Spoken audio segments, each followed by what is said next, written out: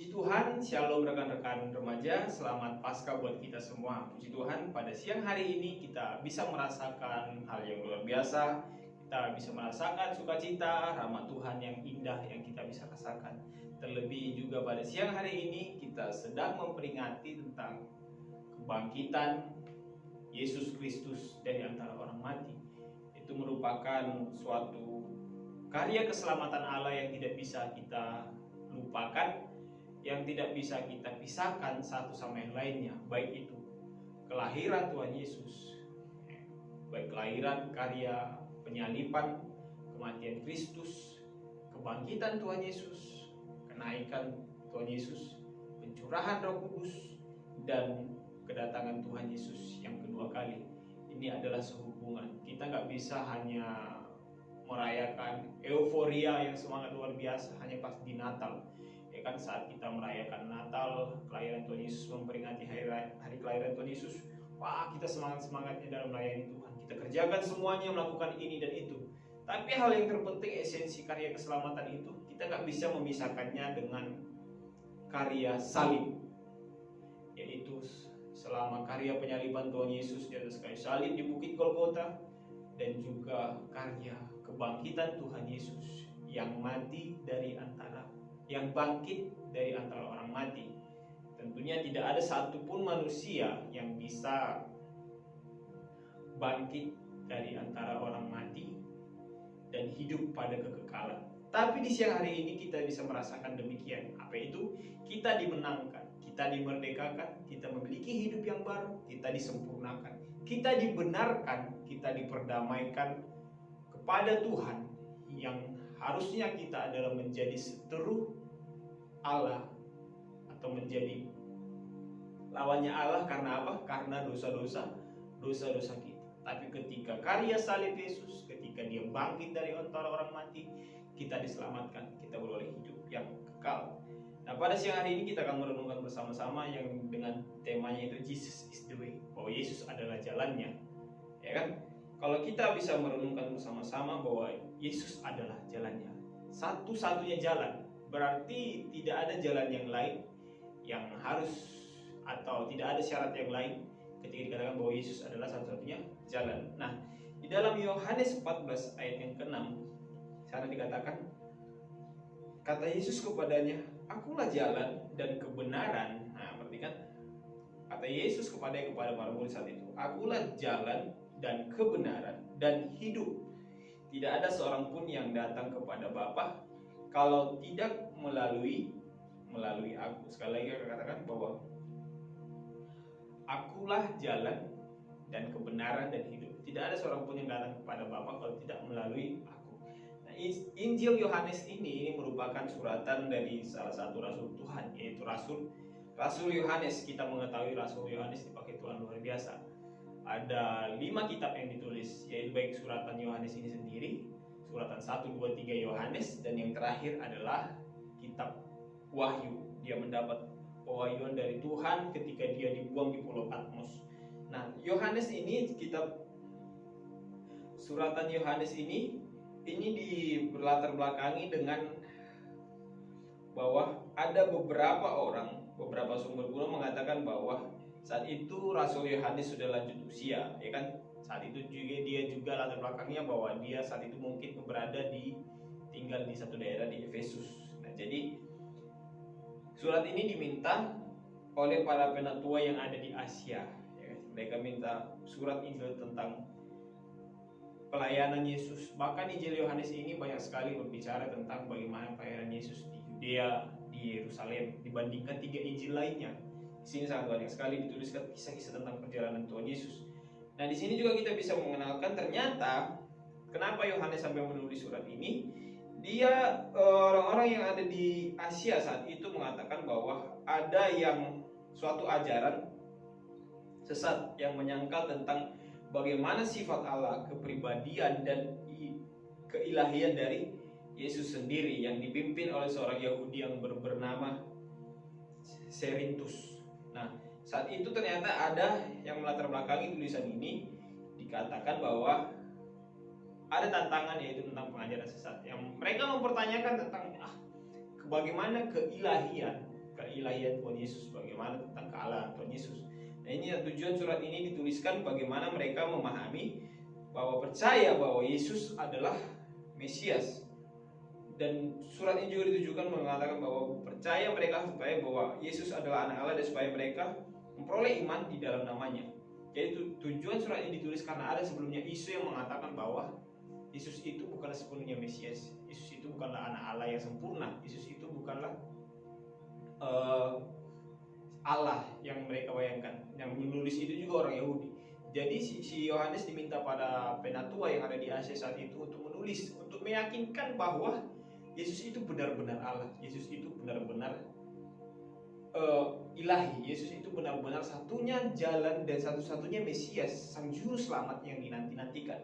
Sehingga tidak heran kalau sampai saat ini pun kita bisa mendengar dan merenungkan ada begitu banyak pengajaran-pengajaran yang menyesatkan, ya kan? Ada begitu banyak pengajaran-pengajaran yang mengatakan, yang mempertanyakan bahwa Yesus itu bukan Allah, yang disalibkan itu bukan Yesus tapi Yudas Iskariot dan lain sebagainya. Tapi menurut Alkitab, ketika kita mempelajari bahwa Yesus itu satu-satunya jalan keselamatan, Yesus itu adalah Allah, Yesus itu adalah sumber kehidupan, dan dikatakan juga bahwa tidak ada satupun yang bisa kita lakukan ketika kita bisa untuk mencapai dalam kerajaan surga kecuali melalui Yesus. Seperti perumpamaan mengatakan hal yang mungkin yang sering kita dengar, ya kan? Ada begitu banyak jalan menuju ke Roma, ya, ada begitu banyak jalan menuju ke Roma, tapi satu-satunya jalan untuk menuju ke dalam kerajaan surga adalah di dalam Yesus Kristus. Banyak orang beranggapan bahwa terlalu sombong atau terlalu arogan katanya orang Kristen ini yang mengatakan bahwa masa sih hanya percaya kepada Yesus saja itu syarat mutlak menjadi orang yang diselamatkan, ya kan? Padahal kalau kita perlu merenungkan bahwa ini bukanlah sebuah ucapan orang Kristen, ya kan? Tapi ini adalah ucapan dari Kristus sendiri. Yesus sendiri yang bersabda bahwa akulah jalan kebenaran dan hidup. Tidak ada seorang pun yang datang kepada Bapa kalau tidak melalui aku. Kisah ini dikisahkan, dituliskan oleh Yohanes ketika saat itu para rasul, para murid-murid sedang berdiskusi dengan Tuhan. Sebelumnya Tuhan Yesus sudah membasuh kaki para murid. Sebelum dia mengatakan bahwa hariku telah dekat, bahwa aku akan mengalami kematian. Yang tidak pernah dipikirkan para murid, yang tidak pernah dipikirkan para rasul, Tuhan Yesus mengutarakan karena dia sudah memahami semua rencana Tuhan, semua kehendak Tuhan dan rancangan Tuhan akan dia genapi. Nah, sebelumnya dia sudah membasuh kaki para murid. Dia sudah mengingatkan si Yudas Iskariot bahwa dia akan mengkhianati Tuhan Yesus, bahwa Yesus akan menjual dia. Maka dikatakan Yudas adalah seorang pengkhianat. Dan satu lagi bahwa dikatakan Petrus pun demikian. Bahwa Petrus dikatakan dia akan menyangkal Tuhan Yesus. Karena Petrus mengatakan, aku sampai akan memberikan nyawaku kepadamu. Lalu Tuhan Yesus berkata, apa? Kamu memberikan nyawamu padaku? Hei Petrus, sebelum ayam berkokok 3 kali, kamu sudah menyangkal aku. Artinya menyangkal imannya. Dan benar, ya kan, kalau kita bisa membaca sepanjang perjalanan Alkitab, sebelum ayam berkokok 3 kali, Petrus sudah berapa kali menyangkal Tuhan Yesus. Bukankah kamu salah satu pengikutnya?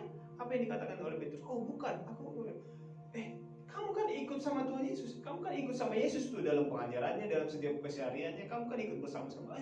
Aku gak ikut, bahkan aku gak kenal sama dia, siapa dia. Nah, tapi di sini mengatakan bahwa sebelumnya dia mengatakan, wah, dengan gagahnya dia mengatakan, bahkan aku mau memberikan nyawaku padamu. Dia lupa bahwa siapa sebenarnya yang di gurunya itu, siapa sebenarnya Yesus itu. Dia menyadari bahwa dia adalah Tuhan sang juru selamat.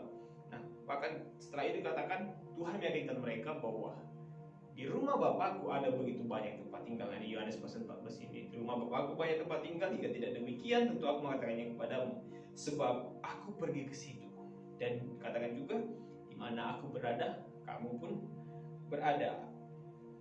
Nah, bahkan si Filipus di ayat yang ke-8 dikatakan, Tuhan, tunjukkanlah Bapa itu kepada kami, itu sudah cukup bagi kami. Ayat 9, kata Yesus kepada, telah sekian lama aku bersama-sama kamu, Filipus, namun engkau tidak mengenal aku.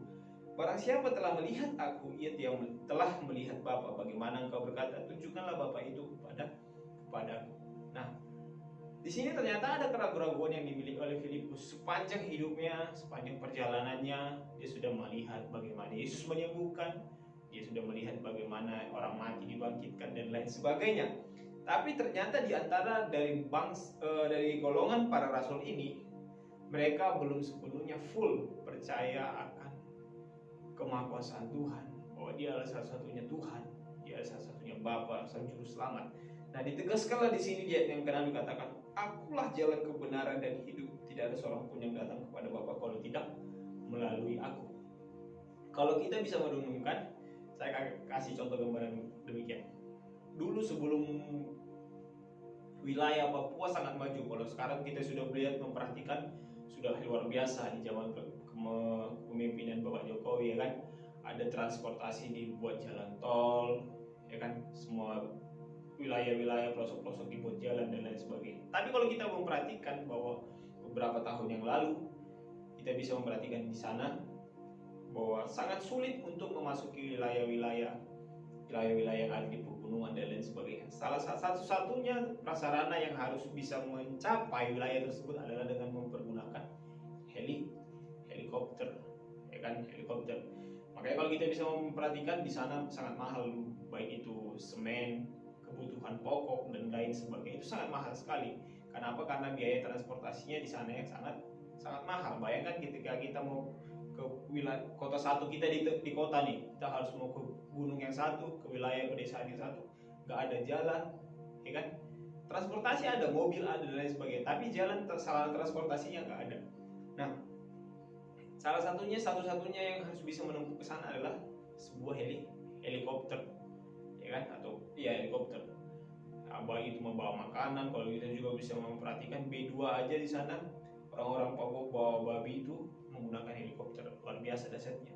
Nah, di sini kalau kita bisa memperhatikan bahwa syarat utama untuk kita bisa kepada Bapa, untuk kita bisa sampai kepada dalam kerajaan surga, itu tidak ada jalan yang lain kecuali benar-benar hanya satu, yaitu di dalam Yesus Kristus. Ini suatu persyaratan yang mutlak, tidak ada yang boleh mengganggu gugat dan tidak ada bisa yang menggantinya.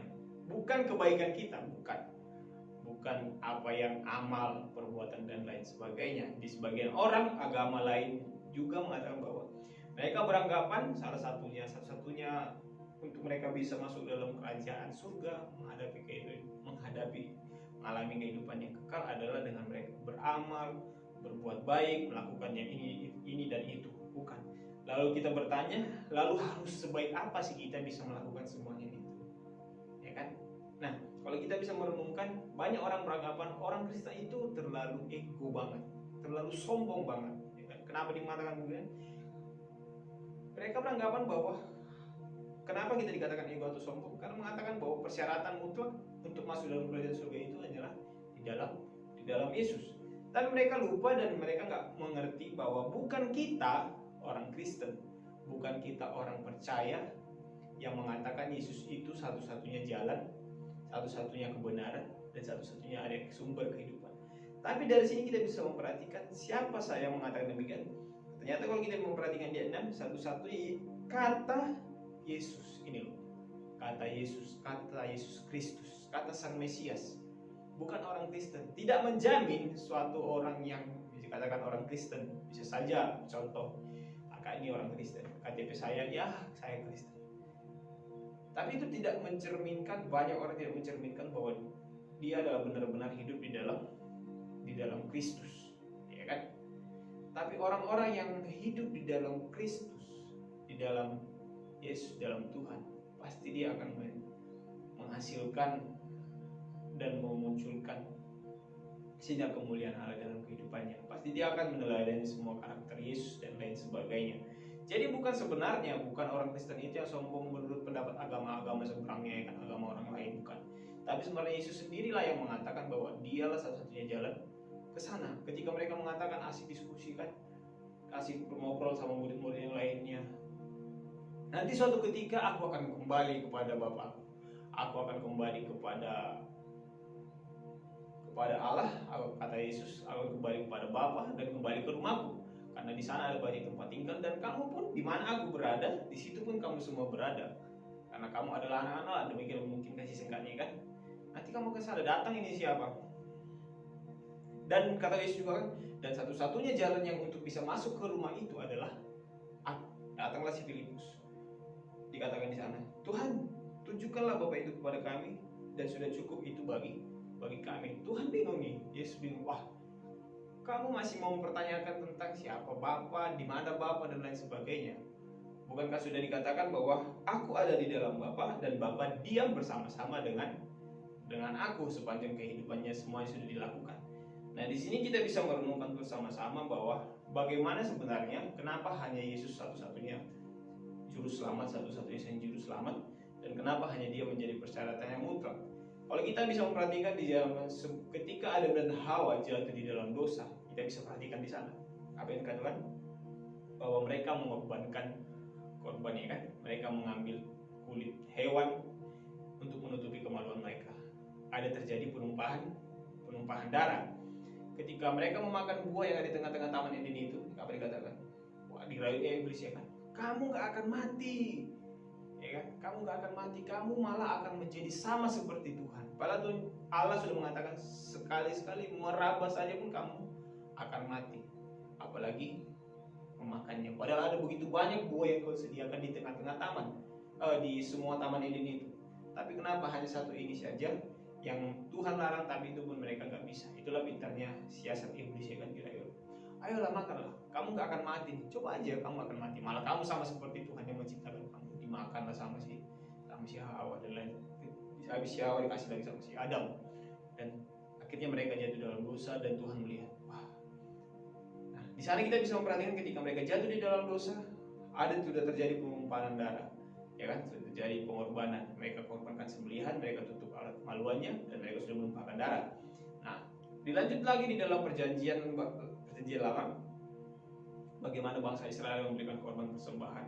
Ketika mereka mau beribadah kepada Tuhan, mereka datang membawa korban kambing, domba, lembu sebagai korban persembahan mereka.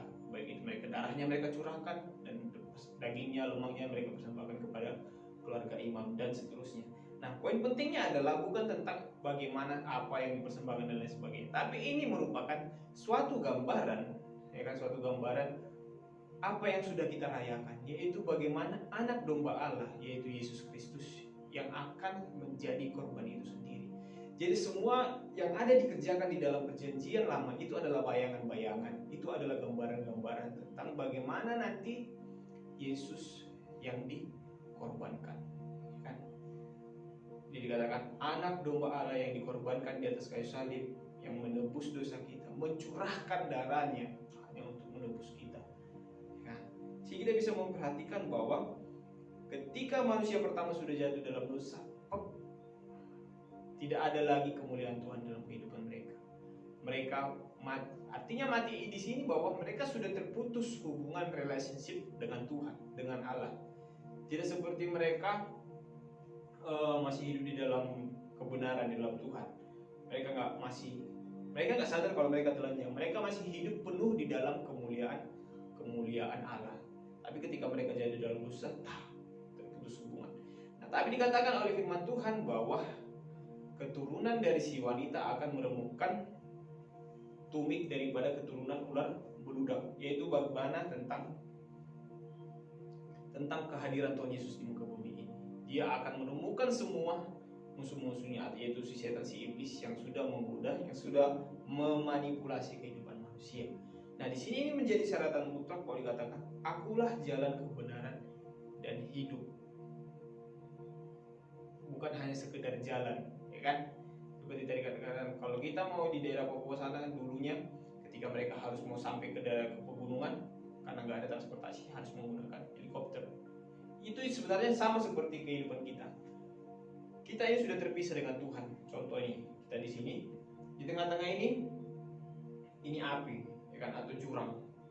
Padahal di sana itu suatu taman yang indah. Dulunya ini bagus, ada jalannya rata.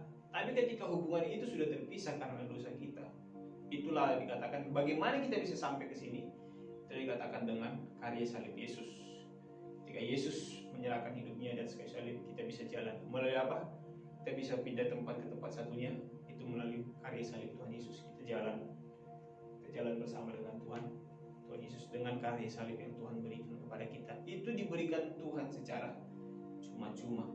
Nah, inilah yang menjadi perundungan bagi kita dibandingkan dengan orang-orang lain.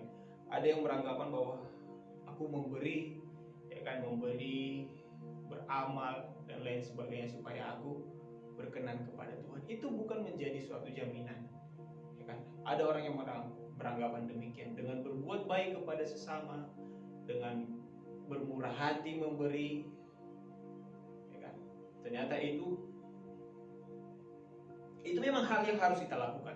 Tapi ketika kita memberi, ketika kita beramal, ketika kita melakukan semua kebaikan, ketika kita mungkin bermurah hati kepada orang yang susah, ya kan, kita dengan motivasi kita akan selamat. Nah, itu yang menjadi sebuah kesalahan. Kita nggak bisa menyelamatkan diri kita.